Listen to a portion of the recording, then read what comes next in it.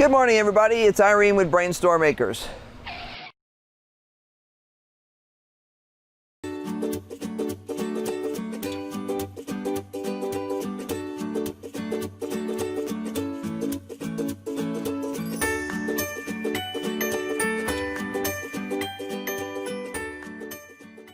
My purpose in coming out here this morning, other than my usual checkup, I've already been out here once much earlier this morning to make sure that everything was running properly.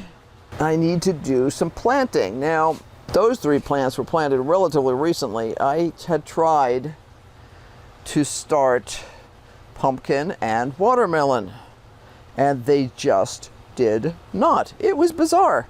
I very rarely have trouble with starting plants, and I am very conscientious about buying from very high quality seed providers, so because I just don't want to deal with the drama of crappy seeds. And Jack is busy. He saw a lizard, so he's gonna be running around. So let me get this set here and I'll tell my story here. I know you heard a car and you want to know who it is. It's Daddy.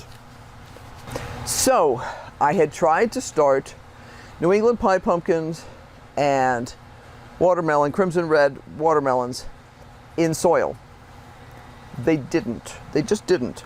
So I decided I was going to create a very controlled environment in the house on a heat mat, and because I did a little research and they said that these things should pop up between 3 and 11 days. And I'm like, okay, well, it was like 2.5 weeks by that time.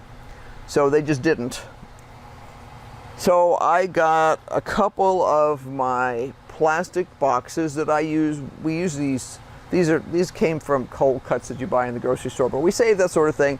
And we normally use them when we're making prepared meals, and we freeze the stuff in here, and then we can dump it out and put it in the vacuum sealed bag and leave it in the freezer for when we need a quick meal. That's fast food when you live out in the middle of nowhere. So I was going to throw these away yesterday, not the containers, just the stuff inside them, because I finally did get 2 watermelon seeds to germinate. 2 out of, see, I originally started with 4 in here. They didn't germinate at all. And then I started with another 6 in a container. They didn't germinate at all. It was just like, but 2 finally germinated just about when I was giving up. These were started June 30th. It's a long time ago. So I was going to throw these away yesterday, and I looked in here because you always look before you throw things away, and I have yet another watermelon growing. So I'm going to plant him in dirt the same way as I planted his buddies in dirt, and then I am going to throw the rest of this away. I'm going to tear this paper towel. All I did to do this very controlled environment was I took perfectly clean paper towel, brand new off a roll, and put clean water from the kettle that had cooled down onto it and closed it up in a clean container. All I did was tuck it in there and put a little soil on top. I'm going to water him, and he's going to go in the nursery with his buddies over here, and hopefully he'll do as well as his buddies have. As you can see, they're starting to get true leaves here, and this pie pumpkin has already got true leaves, so I have to figure out where I'm going to set them out. This is not the way you normally grow any of these plants, but it was either that or nothing, so I wasn't ready for nothing. We were very determined to have both pumpkins and watermelons. Not a huge quantity, just something. So we're going to have something. Now I have clean water, and I'm just going to water this guy in. I'm not going to worry about if a little bit of the dirt washes up onto him. I'll make sure that at least a tiny bit of green is showing, because he's ready to start really doing something. But I want to make sure that he's got plenty of moisture down around his roots. This potting soil was fairly dry. It's fresh potting soil, never been used before. It's not any kind of recycled stuff. It's not any kind of compost. It is commercially produced potting soil. What I'm trying to do is reduce any opportunity as much as possible for any kind of fungal damping off or anything else like that. I want to give this guy the best shot possible. So, sanitary conditions with stuff that's as sterile as possible. There we go. And hopefully in a couple of days I'll be able to show you how well he's doing. Now, my other project this morning was I want to start some more lettuce for the hydroponics. And I want the green butter, which is a Salanova, and Ridgeline. I couldn't remember what else I had there, so I'm going to try some Green Star too, I think. So let me count. I know I need 6 more plants. I have 2.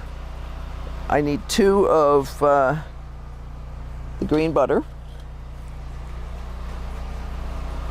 I need 1 Ridgeline.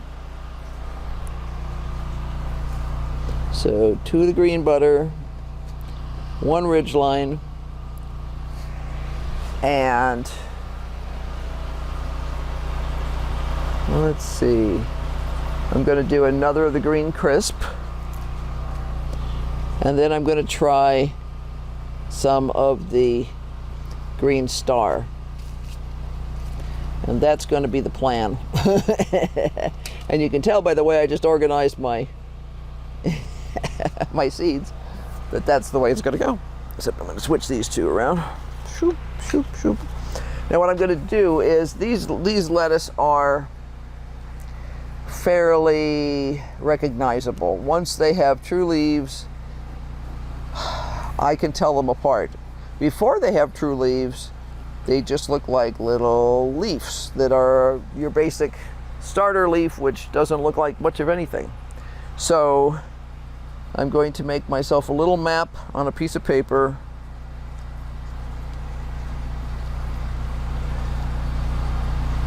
Just to remind myself what I did. You know, it's not the end of the world if I'm wrong, but I try to be as organized as possible with this because I'm trying to have a specific number of plants of different types because I've grown them long enough now that I know what I need in order to provide exactly the kind of salads that we want for our family. So this is rock wool. It is literally made out of minerals. It is an organic product. Well, I don't know if they call it organic anyway. I think it's approved for organic use. This comes from Holland. They are one of the largest producers of hydroponic everything in the world. So in order to plant in these, all I have to do, now these seeds are pelleted.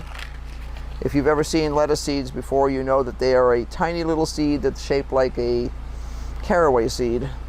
But these little balls is what happens when they're pelleted. And all I have to do to plant these is drop them in the holes in the top of the rock wool blocks. So there's one planted. I do tend to keep a paper clip on these to keep them from flying around.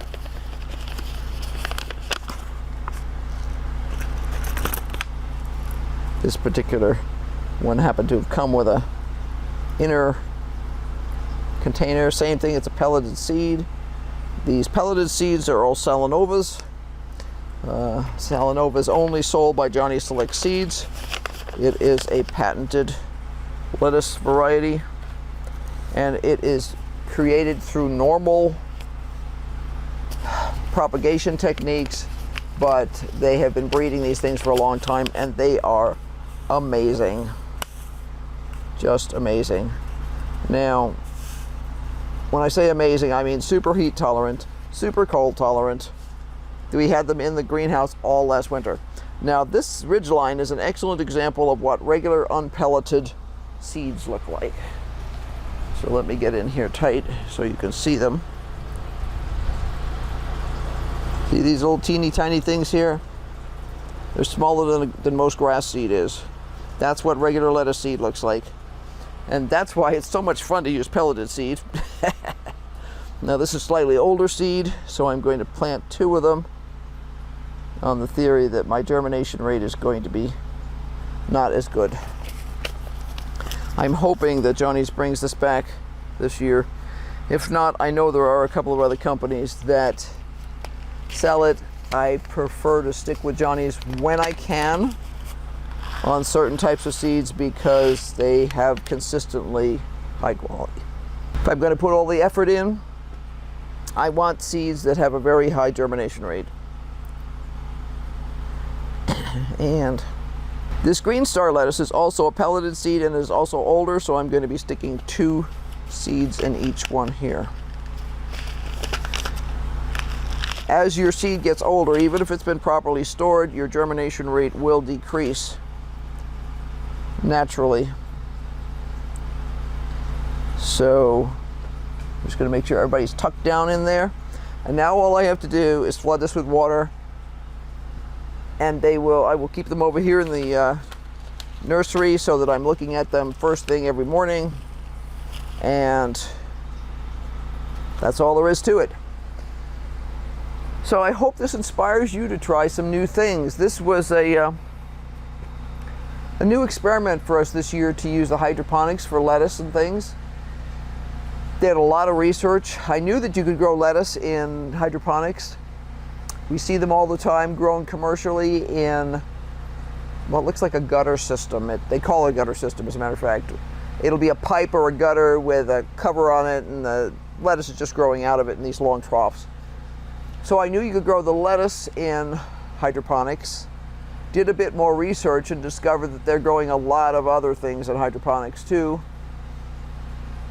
I knew that they were, but I was trying to find specific information.